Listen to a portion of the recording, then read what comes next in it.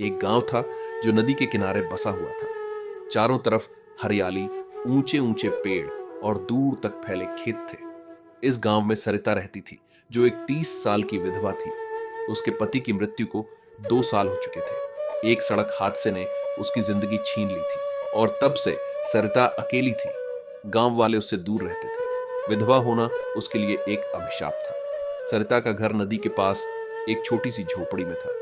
वह दिन भर खेतों में काम करती, नदी से पानी लाती और रात को अपनी उदासी में डूबी रहती। उसकी आंखों में एक प्यास थी, प्यार की, साथ की, जैसे कोई नहीं समझ पाता था। एक दिन गांव में हलचल हुई। लोग आपस में बातें करने लगे कि एक साधु नदी किनारे आए हैं। उनका नाम आनंद था। लंबी सफेद दाढ़ी, गेरवे वस्त्र और माथे पर चंदन का तिलक था। उनकी शांत मुस्कान से ऐसा लगता था जैसे वह दुनिया की सारी चिंताओं से मुक्त हो। वह रोज सुबह नदी किनारे बरगद के पेड़ के नीचे ध्यान लगाते। गांव वाले उनके पास आशीर्वाद लेने जाते, लेकिन सरिता दूर से ही उन्हें देखती। उसे डर था कि अगर वह पास गई तो लोग उसे अपशकुन कहेंगे। एक सुबह जब सरिता नदी से पानी भर रही थी, उसकी नजर आनंद से टकराई। साधु ने उसकी ओर देखा और कहा, बेटी, तुम यहां रोज आती हो, लेकिन तुम्हारा मन कहीं और भटकता है। क्या परेशानी है? सरिता चौंक गई। उसने घड़े को नीचे रखा और धीरे से बोली, बाबा, मेरी जिंदगी में कुछ बचा ही नहीं, ना कोई साथ ना कोई खुशी। मेरी प्यार की प्यास को कोई नहीं समझता। साधु ने गहरी सांस ली और कहा, प्यास सिर्फ पानी की नहीं होती राधा, ये दिल की भी होती है। उसने हिम्मत करके हाथ उनके सामने रख दिया। साधु ने मुस्कुराकर उसे स्वीकार किया और कहा, तुम्हारा दिल बहुत कोमल है राधा, इसे यूं सूखने मत दो। धीरे धीरे दोनों के बीच बातें शुरू हुई। सरिता उन्हें अपने पति की मृत्यु की कहानी सुनाती, अपनी उदासी बयां करती।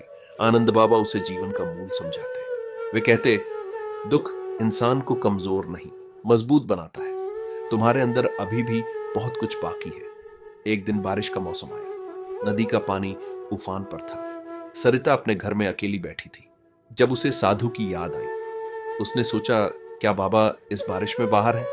उसने एक पुरानी छतरी ली और नदी किनारे पहुंची। वहां आनंद भीगते हुए बरगद के नीचे बैठे थे। सरिता ने उन्हें छतरी दी और कहा, बाबा, आप बीमार पड़ जाएंगे, मेरे घर चलिए। साधु पहले हिचकिचाए, लेकिन सरिता की आंखों में चिंता देखकर मान गए। सरिता की झोपड़ी में पहुंचकर साधु ने देखा कि वहां कितनी सादगी थी। एक मिट्टी का चूल्हा, कुछ बर्तन और एक टूटी चरपाई थी। सरिता ने आग जलाई और साधु के लिए चाय बनाई। दोनों चुपचाप बैठे थे, सिर्फ बारिश की आवाज गूंज रही थी। फिर सरिता ने कहा, बाबा, आपके आने से मेरी जिंदगी में कुछ बदल गया है। मुझे अब अकेलापन कम लगता है।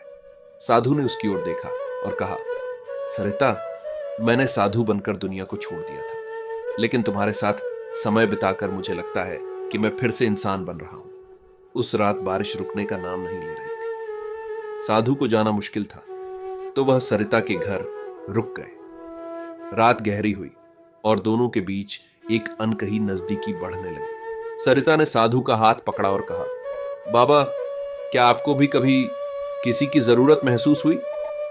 साधु चुप रहे, लेकिन उनकी आंखों में एक भाव था जो सरिता समझ गई। उस रात बारिश की बूंदों के बीच दोनों ने एक दूसरे को गले लगाया। यह सिर्फ शारीरिक मिलन नहीं था, बल्कि दो सूखे दिलों का एक दूसरे से जोड़ना था। सरिता की प्यास जो सालों से उसे तड़पा रही थी, उस रात आनंद के प्यार में बुझ गई। सुबह जब बारिश थमी, साधु ने सरिता से कहा, मुझे अब जाना होगा। मैं एक साधु हूं और मेरा रास्ता अलग है, लेकिन तुम्हें यह खुशी दी जो तुम्हारा हक था। सरिता की आंखों में आंसू थे, लेकिन उसने उन्हें रोका। उसने कहा, बाबा, आपने मुझे फिर से जीना सिखाया। मैं आपको कभी नहीं भूलूंगी। साधु मुस्कुराए और चले गए। गांव वालों को कभी नहीं पता चला कि उस रात क्या हुआ। सरिता की जिंदगी बदल गई। वह अब उदास नहीं रहती थी। उसकी मुस्कान में एक नई चमक थी। लोग कहते कि शायद आनंद बाबा ने उसे कोई चमत्कारिक आशीर्वाद दिया, लेकिन सरिता जानती थी कि वह चमत्कार नहीं, प्यार था। अगर आपको यह कहानी पसंद आई हो तो वीडियो को लाइक करें, कमेंट में अपनी राय दें और हमारे चैनल को सब्सक्राइब करना ना भूलें। धन्यवाद।